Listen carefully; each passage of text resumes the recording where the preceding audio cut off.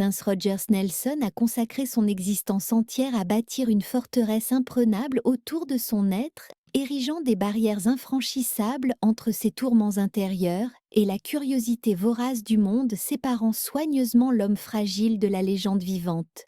Mais lorsque son corps sans vie a été découvert gisant seul dans cet ascenseur froid de Paisley Park, ce ne sont pas uniquement ses murailles de protection qui se sont fracassées en 1000 morceaux. Cet effondrement brutal a exposé au grand jour une série d'interrogations troublantes, des zones d'ombre effrayantes que personne, ni ses proches, ni ses fans, n'étaient préparés à affronter ou même à imaginer. Ce que les forces de l'ordre ont exhumé au cœur de son sanctuaire inviolé dépassait de loin la simple tragédie du deuil. C'était une réalité crue qui allait instantanément et irrévocablement entacher la perception de son immense héritage artistique. Oubliez les paillettes et les tapis rouges, car ceci n'est plus une simple chronique sur la gloire d'une superstar déchue, c'est une plongée vertigineuse dans l'obscurité. C'est le récit glaçant de secrets enfouis, de complices silencieux qui savaient pertinemment ce qui se passait et des motifs inavouables pour lesquels tant de vérités ont été étouffées sous le sceau du secret pendant si longtemps.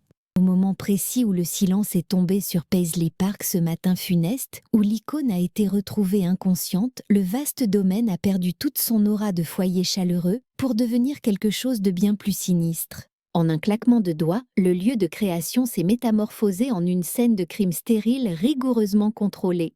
Les employés paniqués qui ont fait la macabre découverte dans l'ascenseur ont alerté les urgences, mais le destin était déjà scellé. Aucune manœuvre de réanimation, aucun miracle médical ne pourrait offrir une seconde chance au kid de Minneapolis. Il n'a fallu que quelques heures pour que les autorités locales ne verrouillent hermétiquement l'ensemble du complexe, transformant le temple de la musique en une zone interdite quadrillée par la police. Ce décès n'avait rien de naturel ni d'ordinaire. Prince était une bête de scène encore en pleine activité, enchaînant les enregistrements et planifiant méticuleusement ses futurs triomphes musicaux. Sur place, l'absence de traces de lutte, l'inexistence d'une lettre d'adieu ou de signes évidents de violence physique rendaient la scène encore plus déconcertante.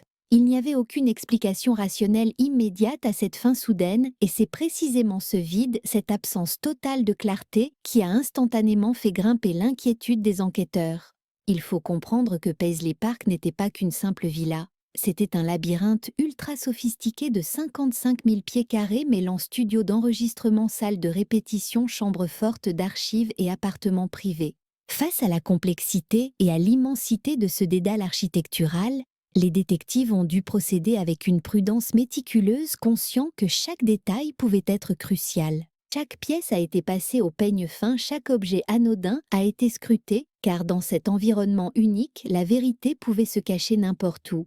Le bureau du shérif du comté de Carver, réalisant très vite que cette affaire dépassait ses compétences habituelles, n'a pas hésité à solliciter l'aide des mastodontes fédéraux. Très rapidement, les agents de la DEA et le bureau d'enquête criminelle du Minnesota sont entrés dans la danse, et cette montée en puissance n'avait rien de protocolaire ou de symbolique. C'était une nécessité procédurale absolue, car l'instinct des policiers leur hurlait que quelque chose ne tournait pas rond dans cette mort prématurée. Les esprits se sont alors tournés vers l'incident survenu à peine 6 jours plus tôt, lorsque le jet privé de la star avait dû effectuer un atterrissage d'urgence dramatique à Moline, dans l'Illinois, après que Prince eut perdu connaissance en plein ciel. À ce moment-là, son entourage et ses représentants avaient habilement minimisé l'affaire, prétextant une simple grippe carabinée ou une déshydratation sévère pour calmer les médias. Et pour les forces de l'ordre, ce prétendu épisode grippal prenait désormais une toute autre couleur, une urgence médicale critique, suivie d'une mort subite dessinait une chronologie suspecte exigeant une autopsie complète de ces derniers jours. Les enquêteurs ont alors élargi leur champ d'action, ne se focalisant plus uniquement sur l'instant du décès, mais disséquant chaque minute des semaines précédant le drame. Ils cherchaient à reconstituer le puzzle macabre des derniers instants de vie de l'artiste, traquant le moindre indice comportemental ou médical. En fouillant les entrailles de Paisley Park, les agents sont tombés sur une véritable pharmacie dispersée des médicaments sur ordonnance éparpillés un peu partout, défiant toute logique de rangement. Des pilules ont été découvertes hors de leurs flacons d'origine, dissimulées dans des enveloppes banales, cachés dans des boîtes de vitamines en vente libre ou fourrés au fond de sacs de voyage comme si l'on voulait les soustraire au regard.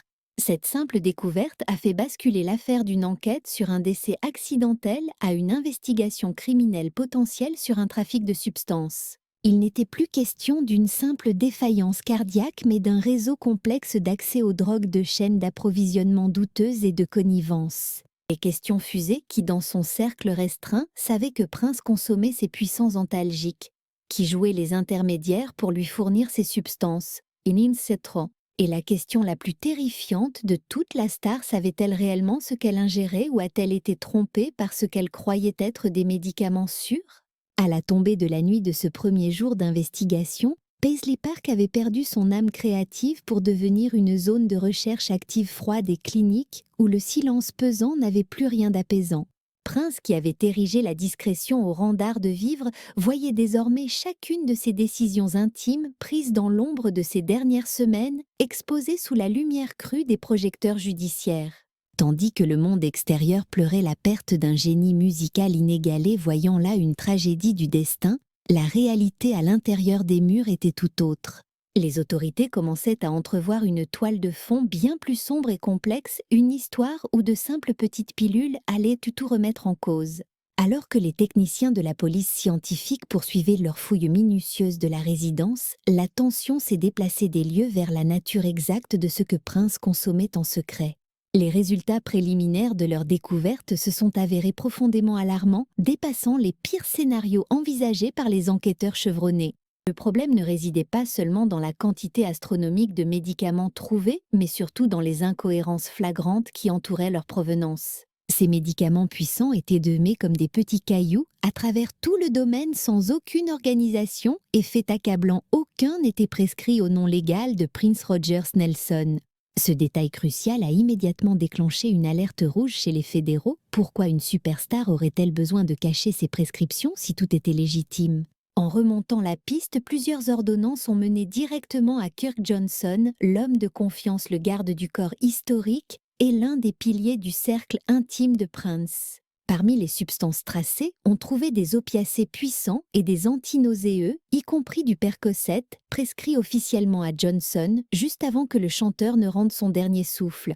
Interrogé, Johnson a tenté de justifier cette manœuvre en affirmant qu'il récupérait ses médicaments pour le compte de son patron uniquement dans le but de préserver son anonymat. Une explication qui pouvait sembler plausible étant donné l'obsession paranoïaque de Prince pour le contrôle de son image et sa vie privée sacro-sainte. Cependant, les enquêteurs n'étaient pas dupes et n'étaient pas là pour faire de la psychologie de comptoir ou interpréter des intentions bienveillantes. Leur unique mission était d'établir les responsabilités pénales, et c'est alors qu'une découverte majeure est venue faire voler en éclats toute la défense de l'entourage.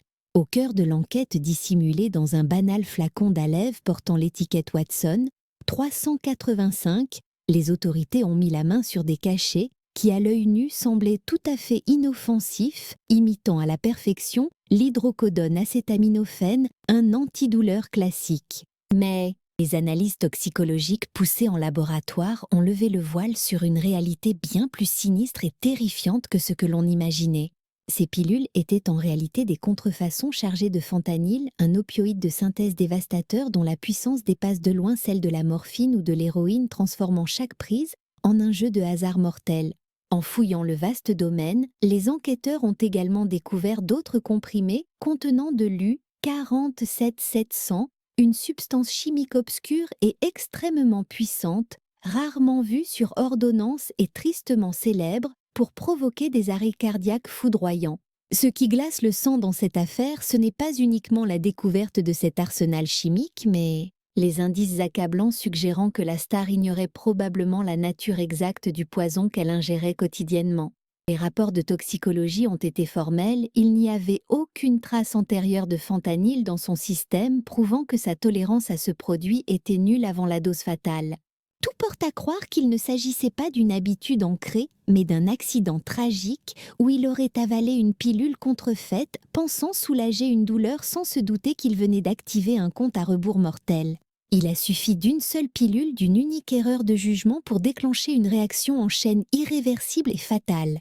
L'investigation a pris une tournure encore plus sombre lorsque d'autres cachets ont été retrouvés cachés méticuleusement dans des bouteilles de vitamines, des boîtes d'aspirine anodine et une valise de voyage enregistrée sous son mystérieux alias Peter Bravestrong.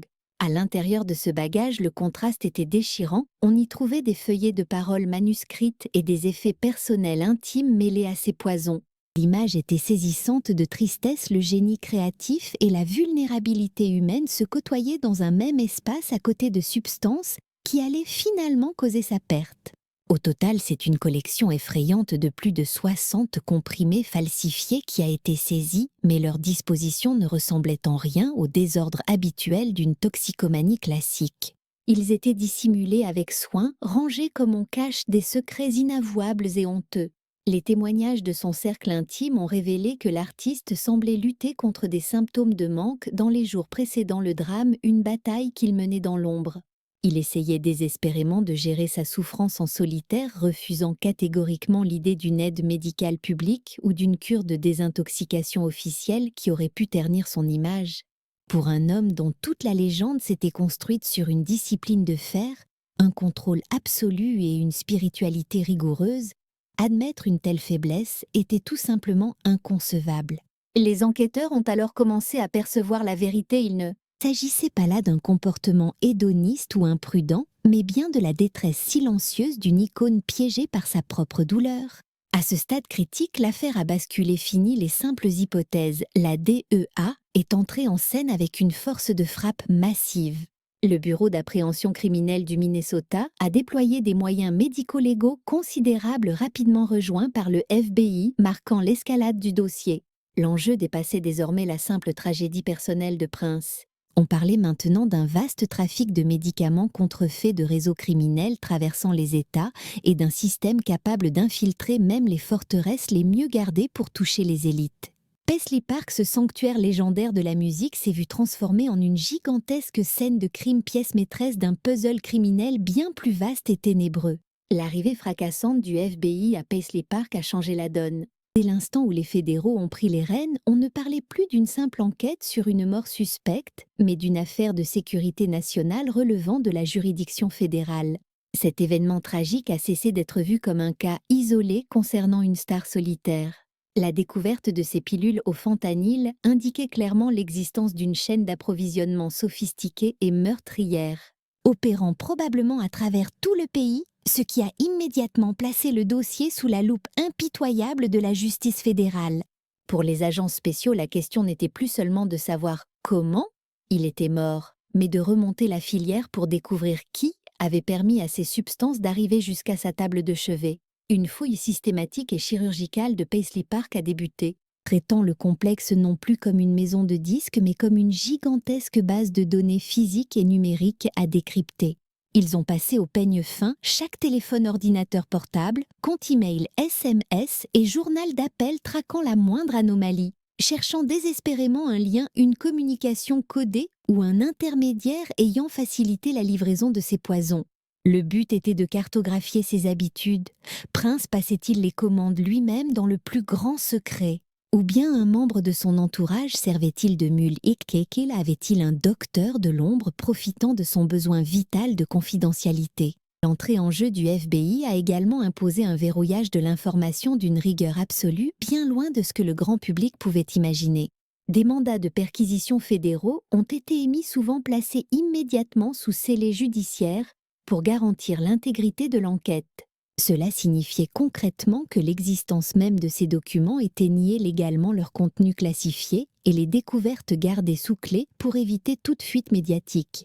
Pour ceux qui regardèrent de l'extérieur, l'enquête semblait au point mort, plongée dans le silence. En réalité, c'était un calme calculé et stratégique. Les agents avaient des ordres stricts, zéro fuite, étouffer les rumeurs et se concentrer uniquement sur les preuves irréfutables pour bâtir un dossier en béton. Derrière les murs de Paisley Park, l'investigation est allée bien au-delà de la simple recherche de pilules sondant les profondeurs de la vie secrète de l'artiste. Les enquêteurs ont passé les lieux au peigne fin, documentant avec une précision quasi chirurgicale l'état de chaque pièce, notant méticuleusement ce qui avait été déplacé et ce qui semblait figé dans le temps. C'était stupéfiant de constater que les studios d'enregistrement étaient demeurés dans un état de stase absolue, exactement tel que Prince les avait laissés avec des notes manuscrites encore épinglées au mur, comme si la session allait reprendre. Si l'arsenal technologique était éteint, mais entretenu dans un état irréprochable, le contraste était saisissant avec les espaces personnels qui, eux, transpiraient une solitude écrasante et glaciale. L'artiste avait érigé une forteresse autour de lui, vivant en grande partie reclus, ne communiquant que par des intermédiaires et verrouillant l'accès à son cercle intime, même pour ses collaborateurs les plus fidèles de longue date. Cet isolement extrême est devenu la clé de voûte pour comprendre comment sa santé a pu se détériorer à ce point dans l'ombre sans qu'aucune intervention extérieure ne puisse briser ce huis clos fatal. Ce qui a véritablement alarmé les agents fédéraux, c'était le flou artistique total concernant la chaîne de commandement et l'absence terrifiante de responsabilité clairement établie autour de la star. Malgré des mois d'interrogatoires intensifs avec des médecins, des pharmaciens, des membres de la famille et du personnel de maison, aucune ligne de responsabilité nette n'a jamais émergé de ce chaos organisé. C'est un mystère complet, personne n'a pu ou n'a voulu dire avec certitude qui avait placé ces pilules contrefaites entre les mains du chanteur. L'ignorance semblait être le mot d'ordre général, personne ne reconnaissant connaître la nature mortelle des substances, et chaque piste prometteuse finissait par mener les enquêteurs vers une nouvelle impasse frustrante. Le FBI a étendu ses investigations bien au-delà des frontières du Minnesota, traquant des circuits de distribution obscurs souvent liés aux opioïdes de contrefaçon bourrés de fentanyl qui inondent d'ailleurs le marché. Malheureusement, la trace s'est systématiquement évaporée, laissant les autorités face à des fantômes insaisissables. Au fur et à mesure que l'enquête avançait, une triste vérité a éclaté: la mort de Prince se situait au carrefour tragique de multiples défaillances humaines et systémiques. Son suivi médical était un puzzle fragmenté et incohérent où la protection obsessionnelle de sa vie privée avait été privilégiée au détriment absolu de sa sécurité sanitaire. De plus, le marché noir des drogues contrefaites avait atteint un niveau de sophistication tel qu'il pouvait désormais tromper même ceux qui avaient l'habitude de tout contrôler dans les moindres détails. Pour les agents fédéraux, ce dossier dépassait le simple fait divers médiatique. C'était la démonstration brutale et implacable de la létalité de la crise des opioïdes qui ravageait le pays.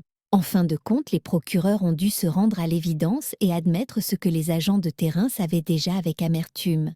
Les éléments de preuve rassemblés, bien que troublants, restaient juridiquement insuffisants pour engager des poursuites pénales solides contre quiconque. L'origine exacte de ces pilules maudites n'a jamais pu être établie de manière concluante et l'affaire a été officiellement classée sans suite, restant à ce jour non résolue. Les volumineux dossiers de l'enquête ont fini par rejoindre les archives poussiéreuses de la justice. Les mandats sont restés sous scellés et Paisley Park, enfin libéré de l'intrusion constante des enquêteurs, est retombé dans son silence légendaire, gardant jalousement des réponses que la loi n'a jamais réussi à forcer. Pourtant, à l'intérieur de ce manoir forteresse, c'est une vie entière qui semblait préservée dans un silence quasi religieux. Bien longtemps après la fin des investigations actives, ce qui a le plus marqué la mémoire des agents fédéraux à Paisley Park n'était pas le chaos du drame, mais cette immobilité spectrale. En s'enfonçant plus profondément dans les entrailles du domaine, loin des registres de preuves et des inventaires médico-légaux, ils ont découvert une réalité inattendue, un lieu qui semblait en attente, préservé plutôt qu'abandonné. On avait l'impression surréaliste que Prince Rogers Nelson s'était simplement éclipsé un instant en plein élan créatif, laissant son univers privé suspendu dans le temps. Dissimulé dans les fondations du bâtiment derrière des portes en acier renforcées, les agents ont fini par pénétrer dans la fameuse chambre forte qui alimentait les rumeurs les plus folles depuis des années. À l'intérieur, le spectacle était vertigineux, des étagères montant du sol au plafond remplies de musiques inédites, de paroles manuscrites, d'enregistrements rares et de bobines de films jamais diffusées. Il ne s'agissait absolument pas d'une accumulation compulsive, mais bien d'une intention artistique délibérée. Prince avait consigné presque chaque impulsion créative, stockant précieusement des décennies de travail acharné qu'il n'avait jamais partagé avec son public. D'anciens collaborateurs ont confirmé par la suite que l'essentiel de ce trésor avait été soigneusement archivé au fil des années, organisé et protégé avec une précision d'horloger. La chambre forte ne présentait aucun désordre, c'était un sanctuaire méthodique dédié à son art. Au-delà de la musique, le manoir révélait une autre facette fascinante de l'identité complexe de Prince. Des pièces entières dédiées à sa garde-robe abritaient des milliers de vêtements sur mesure allant de costumes impeccablement taillés à des tenues de scène extravagantes conçues exclusivement pour lui. Des rangées interminables de chaussures tapissaient les murs, chaque paire étant soigneusement cataloguée comme une œuvre d'art. Ce n'était pas une collection de costumes conservés par nostalgie, mais des effets qui semblaient préservés comme s'ils attendaient impatiemment d'être portés à nouveau. Tous ces effets personnels bénéficiaient de cette même attention maniaque aux détails. Notes griffonnées, instruments de musique et accessoires étaient replacés exactement là où il les avait laissés pour la dernière fois. Mais la découverte la plus intime concernait le lieu de repos de ses cendres. Elles n'étaient pas enterrées mais conservées dans une urne spectaculaire en verre et céramique façonnée comme une réplique miniature parfaite de Paisley Park lui-même. Réalisée sur mesure par sa sœur et son neveu, l'urne intégrait des éléments symboliques profonds liés à ses croyances spirituelles et à son esthétique unique. Elle reposait discrètement au cœur du domaine, n'étant ni cachée honteusement, ni exposée de manière voyante au public. Aux yeux des agents, cet emplacement semblait relever de l'intime loin de toute démonstration ostentatoire. Il ne s'agissait clairement pas d'une mise en scène destinée aux futurs visiteurs, mais d'une conclusion strictement privée. Ce qui a profondément troublé les enquêteurs, c'est la rapidité fulgurante avec laquelle l'atmosphère des lieux a commencé à changer après la mort de Prince. Alors même que le domaine restait sous une stricte supervision judiciaire, certaines parties du manoir subissaient déjà de subtiles transformations. L'endroit glissait doucement de la demeure privée vers le musée public, une transition que les proches semblaient orchestrer en coulisses. C'était comme si l'âme du lieu s'effaçait peu à peu pour laisser place à la légende commerciale que nous connaissons aujourd'hui en 2026. Soudainement, des vitrines dignes d'un musée ont surgi, l'éclairage intime a laissé place à des spots directionnels et des couloirs de visite ont été tracés au sol. Ce n'était plus de la simple conservation d'un patrimoine, mais bel et bien les préparatifs fébriles d'une mise en scène spectaculaire. Le plus troublant dans cette affaire résidait dans le silence radio absolu, pas le moindre communiqué de presse, aucune demande de permis affichée sur les grilles et zéro justification officielle émanant des autorités. Dans l'ombre, une main invisible avait entrepris de démanteler l'univers ultra privé de la star pour le remodeler en une toute autre entité bien plus commerciale. Cette métamorphose clandestine a immédiatement soulevé des interrogations épineuses et dérangeantes qui avaient bien pu donner le feu vert à un tel chantier alors que la bataille pour la succession faisait rage. S'agissait-il vraiment d'un hommage sincère au génie de Minneapolis ou d'une manœuvre tactique pour sécuriser, aseptiser et verrouiller tout ce qu'il laissait derrière lui avant que d'autres ne s'en mêlent? Des murmures dans son entourage ont plus tard laissé entendre que cette transformation éclair servait peut-être un but moins noble et beaucoup plus pragmatique.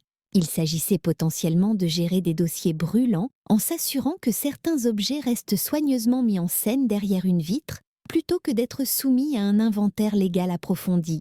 La ligne de démarcation entre la célébration d'une légende et la prise de contrôle totale de son image devenait de plus en plus floue, voire inexistante. Pour les agents fédéraux encore présents sur les lieux, la situation prenait une tournure surréaliste et bien plus lourde de conséquences qu'utissonnant qu'une simple enquête. Ils ne se contentèrent plus d'inventorier les preuves d'un décès tragique, ils déambulaient désormais dans les entrailles d'une existence méticuleusement façonnée par un artiste qui, de son vivant, avait été le maître absolu de chaque narratif. Mais dans la mort, cette maîtrise obsessionnelle s'était volatilisée, laissant la place à des décisions prises par des tiers aux motivations opaques. Tout se décidait dans un silence de cathédrale sans sa voix pour opposer un veto transformant un sanctuaire scellé en un lieu de pèlerinage grand public. 6 mois à peine après la disparition brutale de Prince Rogers Nelson et dans la foulée d'une présence policière aussi discrète qu'inquiétante au sein de Paisley Park, le domaine a subi une mutation radicale. C'était une transformation d'une telle envergure qu'elle a laissé sans voix même les experts de l'industrie qui pensaient tout connaître de la gestion des héritages de stars. Ce lieu, autrefois forteresse impénétrable scellée pour les besoins d'une enquête criminelle en cours, s'apprêtait brusquement à ouvrir ses portes au monde entier. Ce qui avait été gardé sous scellé comme une scène de crime potentiel devenait soudainement une attraction touristique prête à accueillir les foules. La vélocité de cette transition était non seulement frappante, mais elle semblait presque indécente aux yeux de certains observateurs. Il n'y eut aucune période de deuil prolongé, aucun temps mort pour laisser la poussière retomber et les esprits s'apaiser après le choc du décès. Le changement fut opéré de manière chirurgicale, comme si on avait simplement basculé un interrupteur. Puis, par un matin gris et froid d'octobre, la réalité a frappé. Une véritable marée humaine s'est amassée devant les grilles mythiques de Paisley Park, la grande majorité vêtue de différentes nuances de pourpre de la tête aux pieds. Certains serraient nerveusement des bouquets de fleurs, d'autres restaient prostrés dans un silence lourd, terrifiés par les émotions contradictoires qu'ils s'apprêtaient à affronter. Ce qui se cachait derrière ces murs, cet espace sacré que Prince protégeait férocement des regards indiscrets et des caméras, était désormais offert en pâture au public. L'ouverture du site a été orchestrée avec une efficacité redoutable, un professionnalisme froid qui contrastait avec la passion de l'artiste. Pour mener à bien cette opération, on a fait appel à l'artillerie lourde Graceland Holdings. La firme célèbre pour gérer l'empire posthume d'Elvis Presley a été mandatée pour superviser le tout.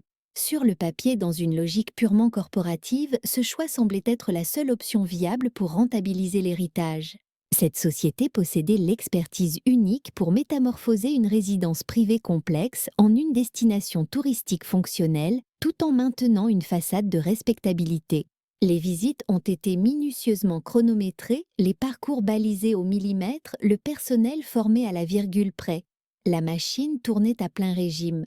Et derrière cette apparente maîtrise logistique, la décision a provoqué un profond malaise chez les puristes. Prince avait passé sa carrière entière à combattre ce genre de système. Il s'était battu contre les labels, avait rejeté les schémas promotionnels classiques et avait bâti Paisley Park précisément pour échapper aux griffes de l'industrie du divertissement. Et voilà que, ironie du sort, cette même industrie venait dicter sa loi et façonner le récit à l'intérieur même de ces murs sacrés. Pour certains pragmatiques, il s'agissait simplement de sauver les meubles et de préserver l'histoire musicale pour les générations futures. Pour d'autres, c'était une trahison silencieuse mais violente de sa philosophie de vie, une marchandisation de son âme rebelle. Au fil de la visite guidée, l'expérience se révélait être une mise en scène savante calculée pour maintenir un équilibre précaire entre intimité voyeuriste et respect distant. Le studio à cœur battant du complexe demeurait en grande partie intact, figé dans le temps comme si le maître des lieux allait surgir d'une minute à l'autre pour enregistrer un solo. Des notes manuscrites traînaient encore sur les consoles et les équipements reposaient exactement là où ses mains les avaient laissés pour la dernière fois. Le NPG Music Club, cet espace exclusif autrefois réservé aux jam sessions nocturnes et aux concerts surprises légendaires, était désormais accessible à n'importe quel détenteur de billets. Sa garde-robe extravagante, des milliers de pièces uniques conçues sur mesure, gisait derrière des vitrines de verre, transformant ses outils d'expression vivants en pièces de musée inertes. Les instruments emblématiques reposaient sous une lumière tamisée et théâtrale privés de leur son, mais chargés d'une signification presque mystique. Le véritable choc émotionnel du parcours, son point névralgique se trouvait dans l'atrium l'urne contenant les cendres de Prince nichées, au cœur d'une réplique miniature de Paisley Park. Pour une immense majorité des fans présents, la vision de cet objet a été le moment le plus éprouvant, une rupture brutale avec le déni. Ce n'était ni du voyeurisme malsain, ni du sensationnalisme bon marché. C'était un moment d'une violence émotionnelle profondément personnelle. Certains visiteurs restaient bloqués devant l'urne bien plus longtemps que prévu, pleurant sans retenue, tandis que d'autres restaient pétrifiés, incapables de prononcer un mot. Le sentiment qui dominait la foule n'était pas l'excitation de la visite, mais une confrontation douloureuse, la reconnaissance que Prince était définitivement parti, tout en hantant encore les lieux. Pourtant, derrière cette façade lisse et cette expérience publique millimétrée, des tensions non résolues continuaient de bouillonner en coulisses. Prince était mort sans laisser de testament, abandonnant son empire et sa mémoire aux mains d'une armée d'avocats et de conflits juridiques interminables qui ne faisaient que commencer.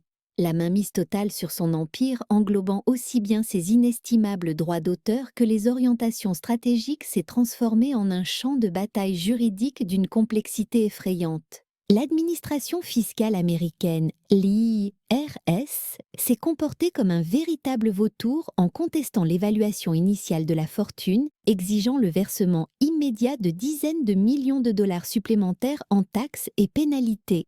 En simultané, une autre tempête judiciaire grondait avec les poursuites en responsabilité civile lancées par la famille endeuillée de la star contre l'équipe médicale, les accusant d'avoir ignoré des signaux d'alerte vitaux et d'avoir failli à leur devoir de protection, précipitant ainsi le drame.